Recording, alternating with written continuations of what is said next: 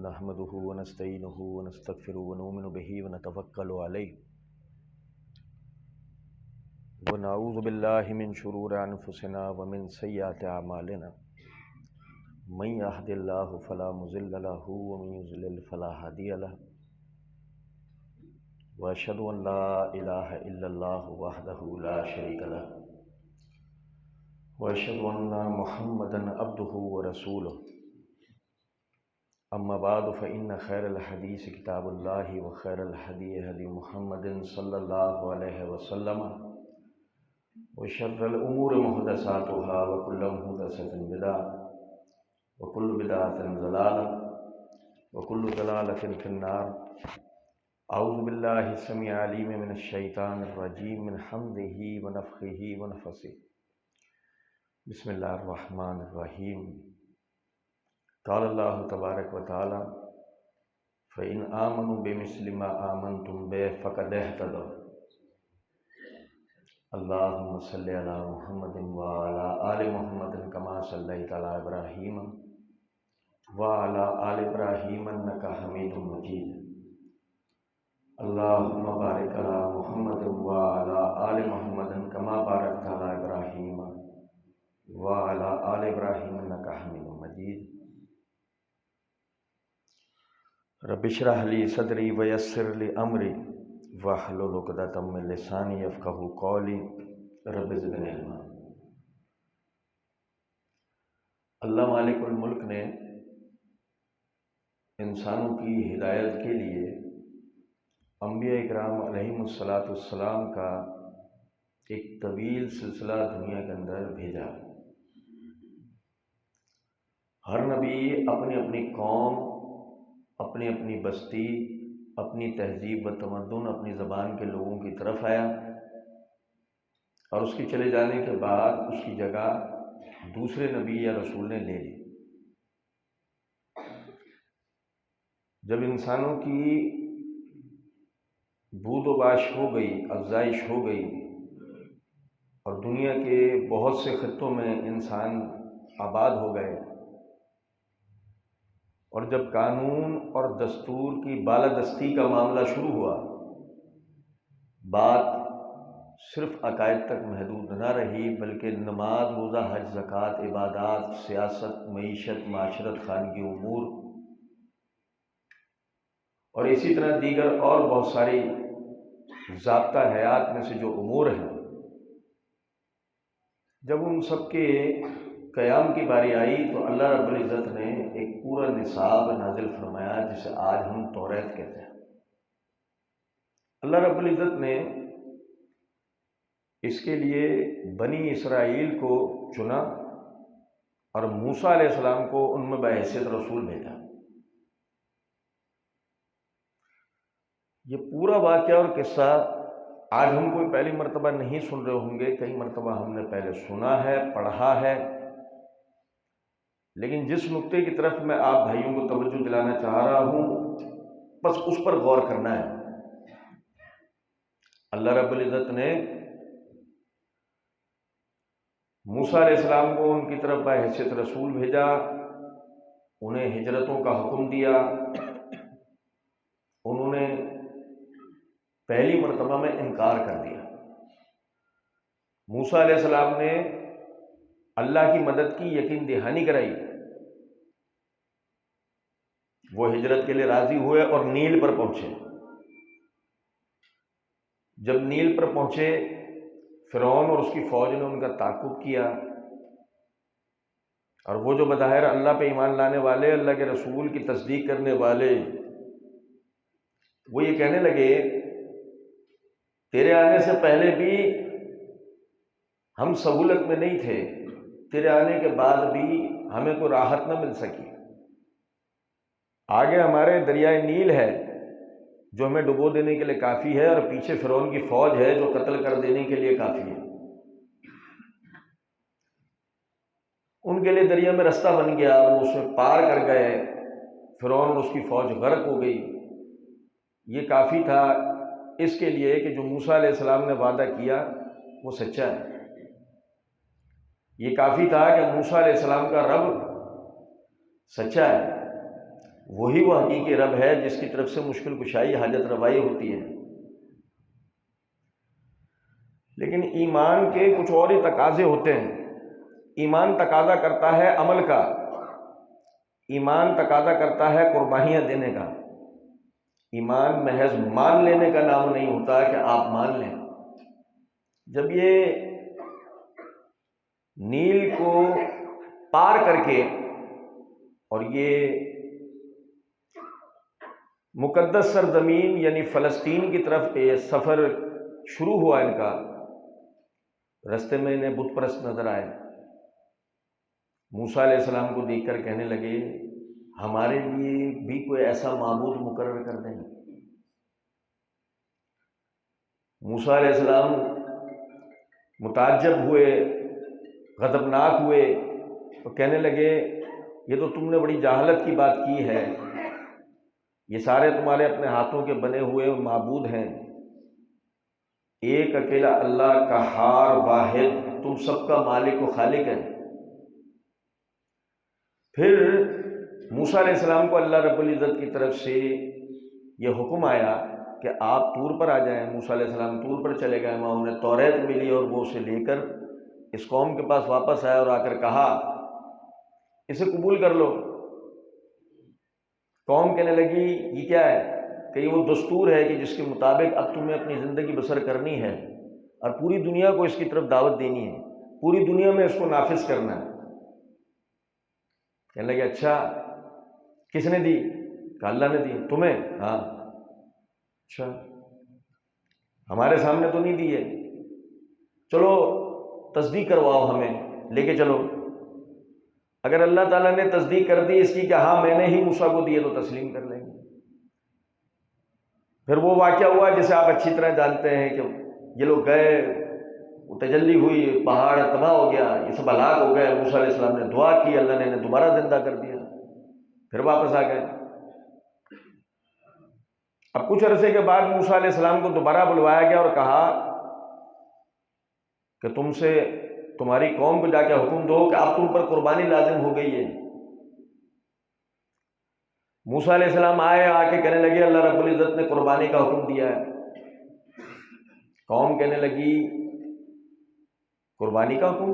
جانور ذبح کرنا ہے؟ ہاں۔ اچھا نر کرنا ہے مادہ؟ یہ تو پتہ نہیں، جاؤ پوچھ کے آؤ۔ وہ پوچھ کر آئے، نر کرنا ہے۔ اچھا سینگ والا ہو بغیر سینگ والا؟ وہ پھر گئے، پوچھ کر آئے، بغیر سینگ والا مجھے۔ کھیتوں میں جوتا ہوا ہو یا نہیں، کھیتوں میں چلا ہوا ہو یا نہیں؟ پھر گئے، پوچھ کر آئے۔ رنگ تو بتایا نہیں، رنگ کیسا ہونا چاہیے؟ المختصر یہ کہ آخر کار ایک انتہائی مشکل جانور انہوں نے اپنے لیے خود بنا لیا، جس میں یہ سب علامتیں ایک ساتھ ہونی چاہیے اور اسی کی اب تمہیں قربانی کرنی ہے۔ یہ تو تھا قربانی کا معاملہ۔ پھر اللہ رب العزت نے جہاد کا حکم اتارا، امالکہ کے مد مقابل ان کو جنگ کا حکم دیا کہ تم نے جنگ کرنا ہے۔ کہنے لگے تم اچھی طرح جانتے ہو کہ ہم نے ایک زمانہ غلامی جھیلی ہے، ہم کہاں لڑنے والے لوگ ہیں، تو اور تیرا رب جا کے لڑو، جب فتح حاصل کر لو تو بتا دینا، ہم آ جائیں گے۔ اور مختصر کر لیتے ہیں، مختصراً ایک جملے میں بات یہ ہے کہ جنہیں آج اصحاب موسیٰ کہا جاتا ہے، ان میں سے چند ایک کو چھوڑ کر باقی سب موسیٰ علیہ السلام کے نافرمان نکلے۔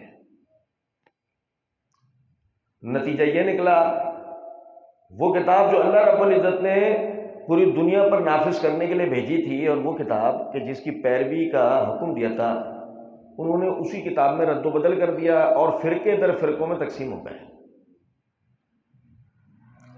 اللہ رب العزت نے ان پر عیسیٰ علیہ السلام کو بھیجا، اور اسی طریقے سے عیسیٰ علیہ السلام نے دعوت پیش کی۔ مختصر کر لیتے ہیں کہ عیسیٰ علیہ السلام کی دعوت کے نتیجے میں سب سے پہلے یہود کی طرف سے ان کے کفر کا فتویٰ نکلا اور انہیں مصلوب کر دینے کا حکم دے دیا گیا۔ سلیب پر لٹکا دینے کا حکم دے دیا گیا۔ اب سپاہی چاروں طرف ڈھونڈتے پھر رہے ہیں، اور عیسیٰ علیہ السلام یہاں سے وہاں ہجرت کرتے ہیں، کبھی ادھر جاتے ہیں کبھی ادھر جاتے ہیں، اور یہاں تک کہ ایک مقام پر پہنچنے کے بعد اللہ رب العزت کی طرف سے ان کو حکم آ جاتا ہے، یا عیسیٰ انی متوفیک ورافعک الیہ ومطہرک من الذین کفروا، اے عیسیٰ ہم آپ کے کام کو مکمل کروائیں گے، آپ کو اپنی طرف بلند کر لیں گے، آپ کو پاک کر دیں گے ان لوگوں سے جنہوں نے آپ کے ساتھ کفر کیا۔ عیسیٰ علیہ السلام اس کی حکمت نہیں جانتے تھے کہ اس کا مطلب کیا ہے، لیکن اتنا سمجھ میں آ گیا تھا کہ اب یہاں سے کام دوسرے سٹیج کی طرف جائے گا، یہاں ختم ہو گیا ہے۔ آپ نے اپنے ساتھیوں کو جمع کیا اور ان سے کہا من انصاری اللہ، یہ سنا سنا سا لفظ نہیں ہے، انصار ہے نا، سنا سنا سا لفظ ہے نا، من انصاری اللہ، مجھے پتہ نہیں اب میرے ساتھ کیا ہونے والا ہے، میرے بعد تم لوگ اس دین کے محافظ، اس دین کے مبلغ ہو، تمہیں یہ دین دوسروں تک پہنچانا ہے، تو تم میں سے ہر شخص عہد کرے اور بتائے کون ہے جو اللہ کے دین کے لیے اپنے آپ کو پیش کرے گا۔ قال الحواریون نحن انصار اللہ، ان کے وہ صحابہ وہ کہنے لگے ہم اللہ کے دین کے مددگار ہیں، ہم اللہ کے دین کی مدد کریں گے۔ پھر انہی اصحاب میں سے ایک شخص وہاں سے باہر نکلتا ہے، اور موجودہ انجیل ہمیں بتاتی ہے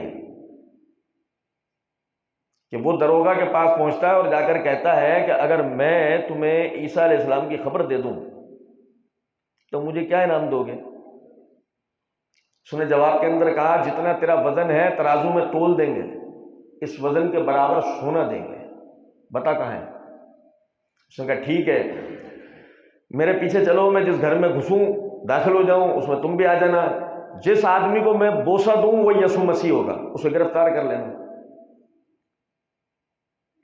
یہ اس کے پیچھے گئے، وہ ایک گھر میں داخل ہوا، یعنی اسی گھر میں جس میں یسوع مسیح موجود تھے، اور جا کر اس نے یسوع مسیح کے ماتھے میں بوسہ دیا، انہوں نے جا کر یسوع مسیح کو گرفتار کر لیا۔ پھر ان کی روایت کے مطابق، یعنی انجیل کی روایت کے مطابق، آپ کو سلیب سے باندھ کے لے جا کے بیچ چوراہے پہ آپ کے بھائی یحییٰ علیہ السلام کی طرح مصلوب کر دیا گیا، گویا شہید کر دیا گیا ان کی روایت کے مطابق۔ ہمیں تو اللہ رب العزت نے فرمایا وما قتلوہ وما صلبوہ ولکن شبہ لہ، نہ وہ اس کو قتل کر سکے کسی بھی ذریعہ قتل سے، اور نہ ہی اس کو مصلوب کر سکے، بلکہ وہ تو آج تک اس شبے کا شکار ہے کہ جس کو ہم نے مصلوب کیا وہ تھا کون۔ بل رفع اللہ الیہ، بلکہ اللہ نے تو عیسیٰ کو اپنی طرف اٹھا لیا تھا، بلند کر لیا تھا۔ واقعے کی تفصیلات میں نہیں جانا چاہ رہا، صرف اتنا بتانا چاہتا ہوں کہ عیسیٰ علیہ السلام کی مخبری ان کے صحابی نے کی تھی، ایسے ہی ہے نا، پڑھ لیں، نہیں تو آپ انجیل جس بھائی کو نہ ملے میں اس کو حوالہ دے دوں گا، کوئی مسئلہ نہیں ہے۔ انبیاء کرام علیہ السلام کا یہ سلسلہ آ کر عیسیٰ علیہ السلام پر رک گیا۔ اب قوموں اور بستیوں کی طرف نبی نہیں آئیں گے، اب انسان اپنی ہدایت کے لیے، آگے کی رہنمائی کے لیے محتاج ہیں اللہ رب العزت کے۔ اللہ رب العزت نے محمد الرسول اللہ صلی اللہ علیہ وسلم کو تمام انسانیت کے لیے آخری نبی اور رسول بنا کر بھیجا۔ آپ میں سے جو بھائی نبی صلی اللہ علیہ وسلم کے آخری نبی ہونے پر ایمان نہیں رکھتا وہ ہاتھ کھڑا کرے۔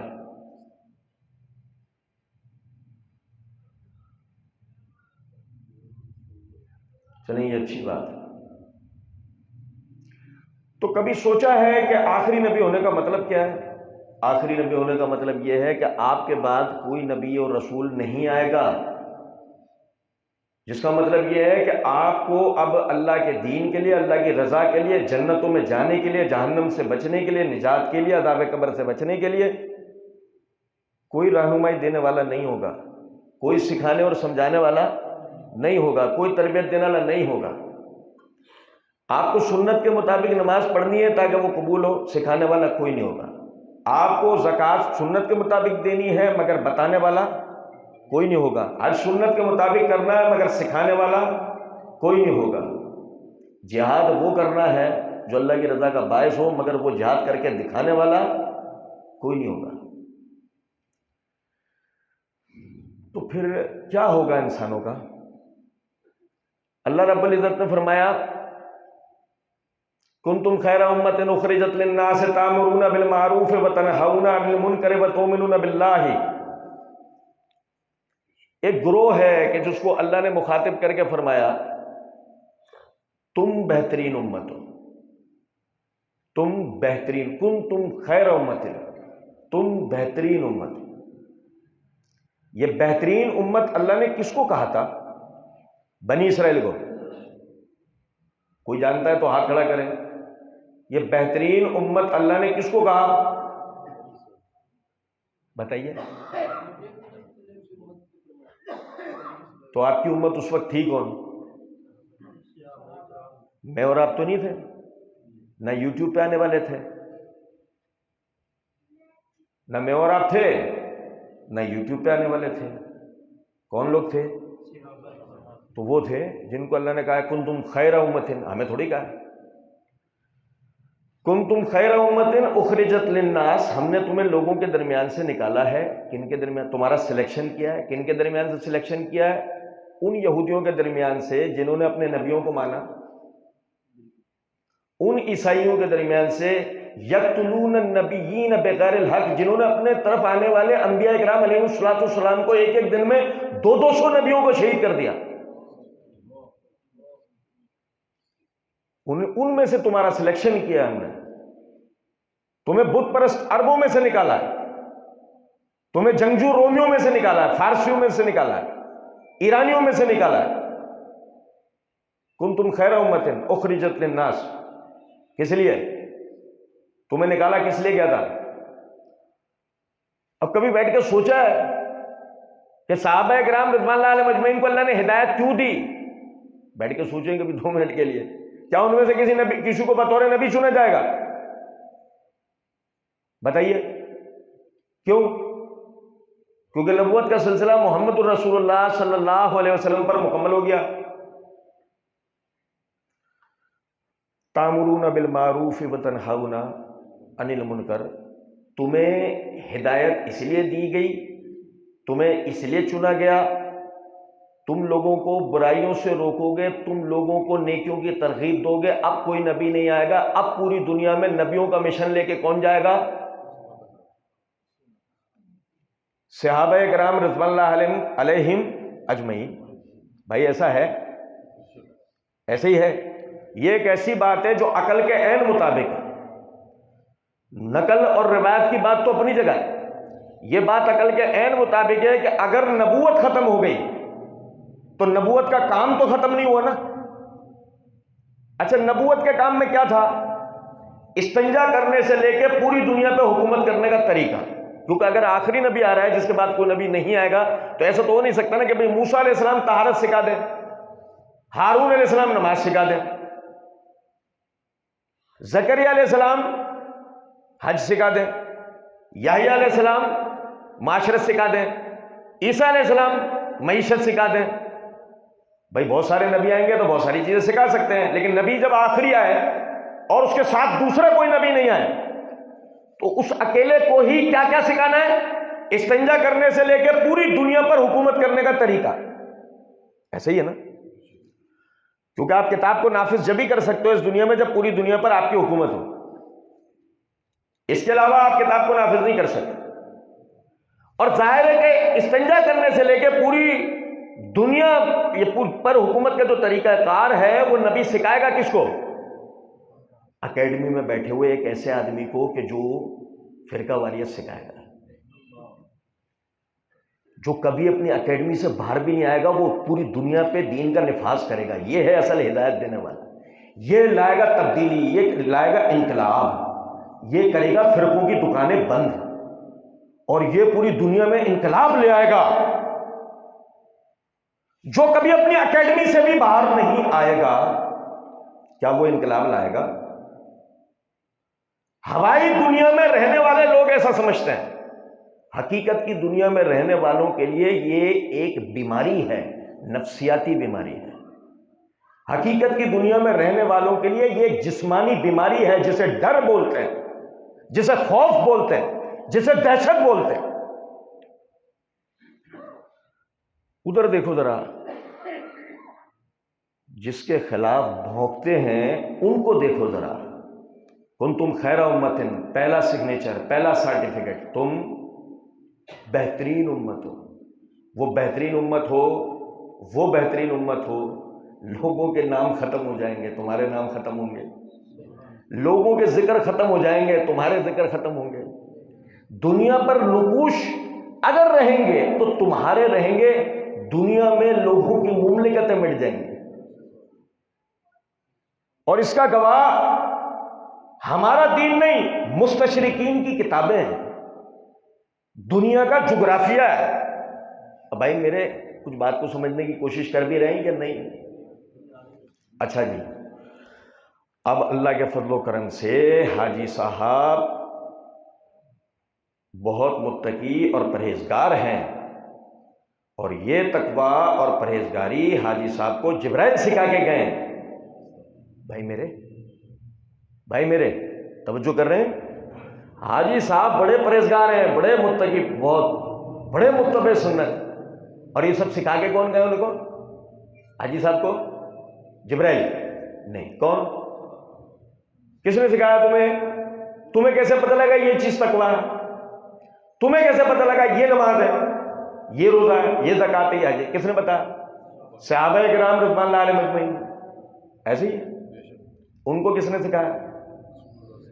اچھا، انہیں نبی صلی اللہ علیہ وسلم نے کیا سکھایا؟ اس نے بھی تھوڑی دیر پہلے ایک جملے میں سمجھا کہ استنجا کرنے سے لے کے پوری دنیا پہ حکومت کرنے کا طریقہ.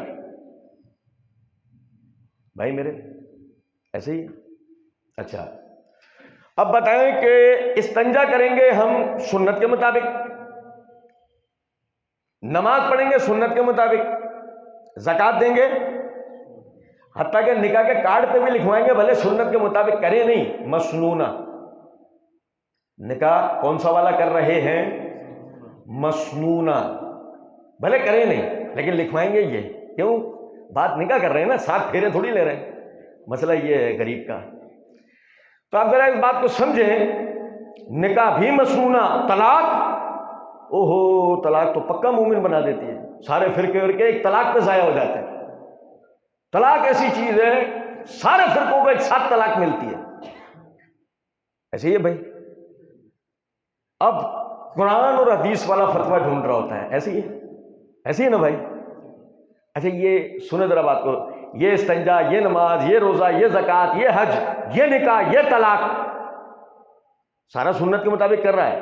اچھا سیاست کون سے طریقے سے کرے گا؟ جو لینن نے کی، جو کارل مارکس نے بتائی، جو یورپ سے آئی، جمہوریت، بادشاہت. کون سی والی سیاست کرے گا؟ خلافت. آئی آواز مجمع میں سے ایک ہی آئی ہے، کیونکہ باقی کسی کو نہیں کرنی ہے. کون سی؟ نام ہی نہیں لیا کسی نے، ایک نے لیا خلافت. ابھی بھی نہیں لیا چند ایک نے. یقین ہی نہیں ہے کہ کبھی آئے گی بھی ہے. یہی تو پٹی پڑھائی گئی ہے، بنیاد اسی کی تو ڈلی تھی، اسی پہ تو ساری بحث ہے. سارا مسئلہ تو شروع یہاں سے ہوا تھا. اور سنیں ذرا بات کو، بھائی کیا ہے ہماری سیاست؟ کیا ہے بتایا ہی نہیں. ابے بتاؤ بھائی. ہاں یہ جان لگا کے اس لیے پوچھ رہا ہوں، ابھی ووٹ ڈالتے ٹائم بھول مت جانا، اس بات کو یاد رکھنا. تو ایک منٹ، یہ سوال جواب کا سلسلہ آئے گا، یہ آپ انشاءاللہ اپنے جذبات کا مظاہرہ کیجئے گا اس وقت. تو ابھی ذرا سمجھیں. اب یہ جو خلافت کا معاملہ ہے، غور طلب نقطہ ہے بھائی. یہ جب آئی تھی نا رسول والی خلافت، سنو توجہ سے، جب رسول والی خلافت آئی تھی تو اس کا فائدہ پتہ ہے کیا ہوا تھا؟ ساری دنیا کی بندرگاہیں ہماری، ساری دنیا کی منڈیاں ہماری، ساری دنیا میں سکہ چلتا تھا ہمارا، ساری دنیا کی زبان تھی ہماری عربی. ایسا ہی تھا یا میں کوئی دیو مالائی داستان سنا رہا ہوں؟ ایسے ہی تھا. اور وہ ہوا کیسے تھا؟ وہ ارطغرل لے کر گیا تھا. ایسے ہی تھوڑی وہ ترکی والوں نے تمہیں ڈرامہ بنا کے دکھایا. ایک فریق تمہیں کہتا ہے صحابہ ملوکیت لے آئے تھے، دوسرا تمہیں دکھاتا ہے ارطغرل، تیسرا تم سے ڈلواتا ہے ووٹ. کہ تم کسی بھی طرح صحابہ اور صحابہ والے طریقے کی طرف نہیں آ جاؤ جس کے نتیجے میں تم ایشیا سے لے کے افریقہ، افریقہ سے لے کے یورپ تک پر تمہاری حکومت ہو، تم پوری دنیا کے حاکم بن جاؤ ایسے جیسے تمہارے بزرگ حاکم بن کے گئے تھے۔ عباسی خلافت کے ایام تک آپ اندازہ تو کریں، میں تو خیر خلافت کی برکات و ثمرات کے اوپر زیادہ کوئی لمبی چوڑی بات نہیں کرتا، صرف ایک تحقیق کا نقطہ دیتا ہوں۔ آپ کے پاس ماشاءاللہ یتیم خانہ ہے؟ بتا تو دو، ہے نا؟ دارالامان ہے؟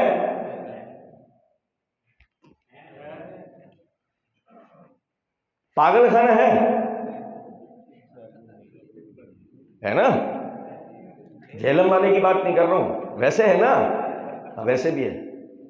سنیں ذرا بات، آپ کے پاس ماشاءاللہ پاگل خانہ بھی ہے، یتیم خانہ بھی ہے، دارالامان بھی ہے۔ کیوں؟ کیونکہ آپ کے ہاں عورتیں بیوہ ہوتی ہیں، ان کے نکاح نہیں ہوتے۔ آپ کے ہاں بچے یتیم ہوتے ہیں، پالنے والا کوئی نہیں ہوتا۔ آپ کے ہاں معاشرتی مسائل کے نتیجے میں، معیشتی مسائل کے نتیجے میں لوگ پاگل ہوتے ہیں، ان معیشت و معاشرتی معاملات میں کوئی سہارا دینے والی مسلمان جماعت نہیں ہوتی۔ مگر تحقیق کا نقطہ یہ ہے، عباسی خلافت کے ایام تک بھی دنیا میں مسلمان 3 براعظموں پہ حکومت کر رہے تھے۔ ایک دارالامان، ایک پاگل خانہ، ایک یتیم خانہ کو دکھا سکتا ہے؟ بتائیے۔ اگر دنیا کی کرپٹ ترین گورنمنٹ، ظالم ترین گورنمنٹ آ گئی تھی، جو ہم نے دیومالائی داستانوں میں پڑھی ہے، جو ہم نے 100-200 صفحے کی کتابوں میں پڑھی ہے، جو ہم نے یوٹیوب کے ویڈیوز سے سیکھا ہے، اگر دنیا کی بدترین ملوکیت آ گئی تھی تو مجھے بتائیے، ایک بھی دارالامان نہیں ہے، ایک بھی پاگل خانہ نہیں ہے، ایک بھی یتیم خانہ نہیں ہے، اور تم دنیا کی سب سے سویلائزڈ گورنمنٹ، تمہارے ہاں پاگل خانے ہیں، یتیم خانے ہیں، دارالامان ہے۔ بتاؤ تمہارا طریقہ صحیح تھا یا صحابہ کا؟ تو سوچیں ذرا اس بات کو، ایسے ہی نہیں آپ کو صحابہ مخالف بنانے پر محنت کی جا رہی ہے کہ کہیں خدا نہ خواستہ دنیا کے سب سے بہترین رول ماڈلز کی طرف آپ نہ چلے جائیں کہ جن کو اللہ نے سرٹیفکیٹ دیا ہے، کنتم خیر امت، تم بہترین امت ہو، اخرجت للناس، لوگوں کے درمیان سے تمہارا سلیکشن ہوا ہے، تامرون بالمعروف، تامرون بالمعروف، تم بھلائیوں کا حکم دیتے ہو۔ کس نے کہا؟ اللہ نے۔ وتنہون عن المنکر، تم برائیوں سے روکتے ہو، کس نے کہا؟ اب یہاں سے آپ لوگوں کی حاضر دماغی کے لیے کہ آپ لوگ اگر کوئی خدا نہ خواستہ سو بھی رہے ہوں تو جاگ جائیں اور مسئلے کو سمجھ لیں۔ میں سوال کروں گا، آپ لوگوں نے جواب دینا ہے، دیں گے؟ یہ نہیں دیں گے؟ دیں گے؟ بہترین، ناراض نہیں ہوئیے گا، ایسے حاضر نہیں۔ تو آپ میں سے کون ایسا آدمی ہے جو یہ عقیدہ رکھتا ہے کہ اللہ عالم الغیب نہیں ہے؟ ہاتھ کھڑا کریں۔ سب کا یہ عقیدہ نا کہ اللہ عالم الغیب ہے؟ تو اللہ کا عالم الغیب ہونے کا مطلب کیا ہوتا ہے؟ اللہ کے عالم الغیب ہونے کا مطلب یہ ہوتا ہے یعلم ما بین ایدیہم وما خلفہم، اللہ جانتا ہے جو کچھ ماضی میں ہو چکا ہے اور جو کچھ مستقبل میں ہوگا۔ یہ ہے اللہ کے عالم الغیب ہونے کا مطلب۔ ایسے ہی یا میں کچھ الگ بات کر رہا ہوں؟ ٹھیک ہے۔ اچھا، آپ کو پتا ہے ایک گروہ ایسا ہے جو کہتا ہے کہ اللہ کو مستقبل کا علم پہلے نہیں ہوتا ہے۔ یہ وہ گروہ ہے جس کے کپڑے ایران سے سل کے آتے ہیں، سمجھ گئے؟ اس گروہ کا یہ عقیدہ ہے کہ اللہ کو کسی بھی چیز کا اس کے وقوع سے پہلے علم ہوتا نہیں ہے۔ پتہ ہے آپ کو کہ ان لوگوں نے یہ عقیدہ کیوں بنایا ہے؟ اب جو ہم بات کرنے لگے ہیں نا، یہ اگر آپ نے سمجھ لی تو آپ کو یہ سمجھ میں آ جائے گا کہ انہوں نے یہ عقیدہ کیوں بنایا ہے۔ کیوں اتنی انہیں مجبوری لاحق ہوئی بیچاروں کو؟ اور سنیں غور طلب نکتہ، اللہ عالم الغیب ہے، ٹھیک ہے۔ اچھا، اللہ رب العزت صحابہ کے پہلی ہجری کے حالات کو جانتا تھا؟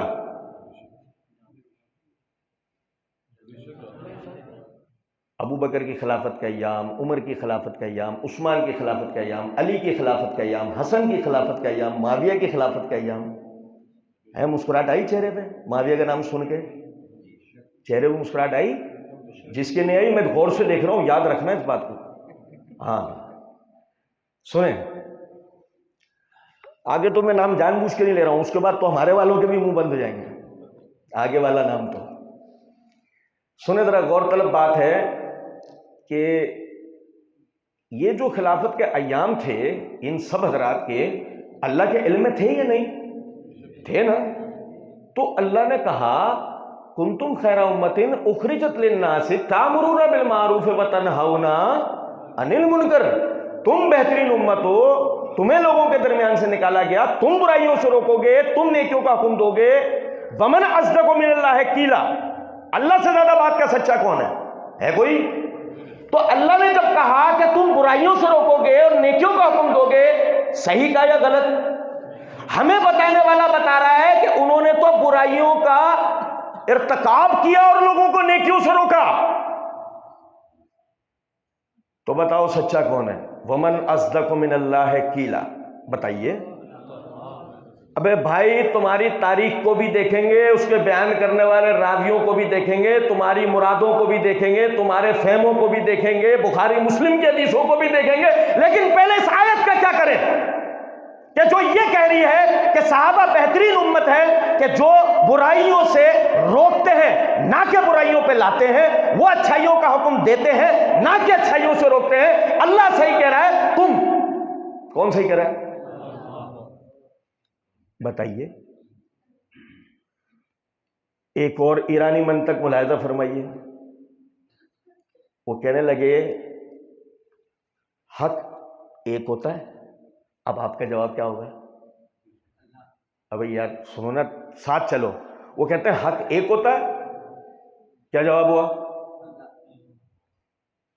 ارے بھائی حق ایک ہوگا نا، اور ایک باطل ہوگا، نہیں سمجھے؟ ایک حق ہوگا، ایک باطل ہوگا، صحیح ہے نا؟ یہ اصول کے مطابق بات ہے بظاہر، اور یہ امپورٹ بائی ایران ہے، خبردار رہیے گا، اسمگل ہو کے آتا ہے یہ والا مال، پھٹ پھٹا جاتا ہے رستے میں، بہت کچھ ضائع بھی ہو جاتا ہے، تو اس کو مستند مت سمجھیے گا، لیکن لوگوں نے سمجھا ہے تو غور کریں ذرا اس بات پر کہ انہوں نے کہا دیکھو ایک ہوتا ہے حق اور ایک ہوتا ہے باطل، ایسا ہے۔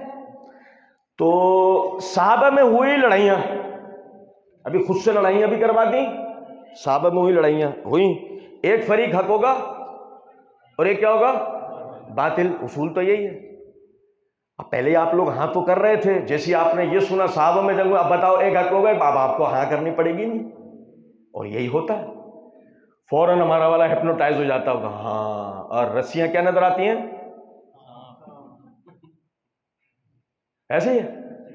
اب دیکھو ذرا سمجھنا، اللہ عالم الغیب ہے یا نہیں؟ اب اصول تو نہیں بدلے گا نا، یہاں بھی اللہ عالم الغیب ہی ہے نا۔ اچھا، اللہ رب العزت نے فرمایا محمد الرسول اللہ والذین معہ، محمد اللہ کے رسول ہیں، محمد اللہ کے رسول ہیں، ایک اٹل حقیقت ہے، اس کا کوئی انکار کر سکتا ہے؟ محمد اللہ کے رسول ہیں صلی اللہ علیہ وسلم، والذین معہ، اور جو آپ کے ساتھی ہیں، اور جو آپ کے ساتھی ہیں، جو آپ کے ساتھ ہیں، اشداء علی الکفار الرحماء بینہم، کفار کے لیے سخت ترین ہیں، آپس میں ایک دوسرے کے لیے محبت کرنے والے، رحم کرنے والے ہیں۔ یہ کون کہہ رہا ہے؟ جسے تھوڑی دیر پہلے آپ نے عالم الغیب کہا ہے، وہ اللہ کہہ رہا ہے صحابہ ایک کفار کے لیے سخت ہیں، آپس میں ایک دوسرے کے لیے سخت نہیں ہے، آپس میں ایک دوسرے کے لیے رحم دل ہیں۔ ہمارا والا بیٹھ کے کہہ رہا ہے میں تمہیں تحقیق کر کے بتا رہا ہوں کہ صحابہ آپس میں لڑے، ہزاروں صحابہ ایک دوسرے کے ہاتھوں قتل ہو گئے۔ ہم نے کہا ایک منٹ رکو، پہلے یہ بتاؤ رحماء بینہم کا کیا کریں؟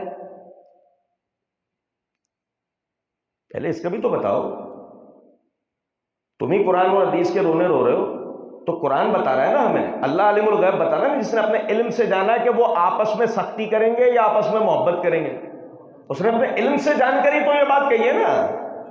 اب آپ کو یہاں سے سمجھ میں آنا شروع ہوئی ہوگی بات کہ وہ والے گروہ نے یہ عقیدہ کیوں رکھا کہ اللہ کو وقوع سے پہلے علم ہوتا۔ آئی سمجھ میں کچھ بات؟ اس لیے ان بیچاروں نے یہ عقیدہ رکھا، غریبوں نے، کہ جب کل کو ہم یہ سوال کریں تو وہ فوراً کہتے ہیں نہیں اللہ کو بدا ہوا۔ یہ ہے عقیدہ ان کا، نعوذ باللہ من ذالک۔ اور اتنی ساری باتیں پھر اس سے باطل ہو جاتی ہیں جس کی کوئی حد نہیں۔ چلے چھوڑیں، اب بھائی سننا، نہیں یہ کیسے ہو سکتا ہے کہ ایک فریق حق ہو اور ایک فریق باطل پہ ہو؟ یہ کیسے ہو سکتا ہے؟ دیکھو صحیح بخاری صحیح مسلم ہم پڑھتے ہیں نہیں پڑھتے ہیں؟ بخاری مسلم کی آپ کو میں ایک حدیث بتا رہا ہوں، آپ لوگوں کے علم میں ہے، بعض مرتبہ ہوتا کیا ہے کہ یوٹیوب پہ آنے والے شیطان وسوسہ دیتے ہیں، وسوسے کی وجہ سے ہم بھول جاتے ہیں۔ نبی اکرم صلی اللہ علیہ وسلم نے بنو قریظہ کے غزوے کے لیے ایک مشن بھیجا، اور اس مشن کو حکم دیا عصر کی نماز بنو قریظہ پر پہنچ کے پڑھنا۔ وہ لوگ ابھی رستے میں تھے کہ نماز کا وقت ہو گیا، تو ایک لشکر کے دو فریق ہو گئے۔ پہلا کہنے لگا ہمیں نماز پڑھ لینی چاہیے، دوسرا فریق کہنے لگا نبی صلی اللہ علیہ وسلم نے فرمایا تھا بنو قریظہ پہنچ کے پڑھنا، ہمیں وہاں پہنچ کے ہی پڑھنی ہے۔ بہت زیادہ اختلاف ہوا معاملہ، آخر کار جب مدینہ پہنچا نبی صلی اللہ علیہ وسلم نے کسی پر بھی نکیر نہیں فرمائی، کسی کو بھی غلط نہیں کہا۔ کیوں؟ سنو ذرا بات کو۔ ایک نے کہا نماز وقت پہ پڑھ لینی چاہیے، ان الصلاۃ کانت علی المؤمنین کتابا موقوتا، بے شک ہم نے نماز کو مومنوں پہ مقررہ وقت پہ فرض کر دیا ہے۔ جو یہ کہہ رہا ہے ہمیں نماز یہیں پڑھ لینی چاہیے، وہ صحابی صحیح کہہ رہے ہیں غلط؟ دلیل کی بنیاد پہ کہہ رہے ہیں یا رائے کی بنیاد پہ؟ اور جو کہنے لگے کہ ہمیں بنو قریظہ پہنچ کر پڑھنی چاہیے، ما آتاکم الرسول فخذوہ وما نہاکم عنہ فانتہوا، میرے رسول تمہیں جو دے اسے لے لو، جس چیز سے روکے اس سے رک جاؤ۔ رسول نے کہا بنو قریظہ پہ نماز پڑھنا، ہمیں بنو قریظہ پہ جا کے نماز پڑھنی چاہیے۔ بتاؤ وہ جو بنو قریظہ پہ جا کے نماز پڑھنے کی بات کر رہے تھے صحیح کہہ رہے تھے یا غلط؟ دلیل سے کر رہے تھے رائے سے؟ دونوں کے پاس دلیل تھی، دونوں کے پاس دلیل تھی، دونوں حق پر تھے، دونوں حق پر تھے۔ تو پتہ لگا صحابہ کے معاملے میں یہ اصول نہیں چلتا کہ ایک حق پہ ہوگا اور ایک، صحابہ کے معاملے میں اصول یہ ہوگا دونوں حق پر ہوں گے، دونوں کے پاس دلیل ہوگی، دونوں مجتہد ہیں، دونوں دلیل کے مطابق بات کریں گے۔ علی کے پاس بھی دلیل ہوگی، معاویہ کے پاس بھی دلیل ہوگی، علی کے پاس بھی دلیل ہوگی، عائشہ کے پاس بھی دلیل ہوگی، علی کے پاس بھی دلیل ہوگی، عبد الرحمن بن عوف کے پاس بھی دلیل ہوگی، علی کے پاس بھی دلیل ہوگی، عمار بن یاسر کے پاس بھی ہوگی، سب حضرات کے پاس دلیل ہوگی۔ نہیں ہوگی تو جہنم کی اکیڈمی میں نہیں ہوگی، یہ سمجھ لو اس بات کو، کیونکہ ہوتی آج اس دلیل کو لے کے وہ ہمارا سامنا کرتا۔ یہ سمجھو سب سے بڑا جو دھوکہ ہمیں دیا جا رہا ہے وہ اس بات پر دیا جا رہا ہے۔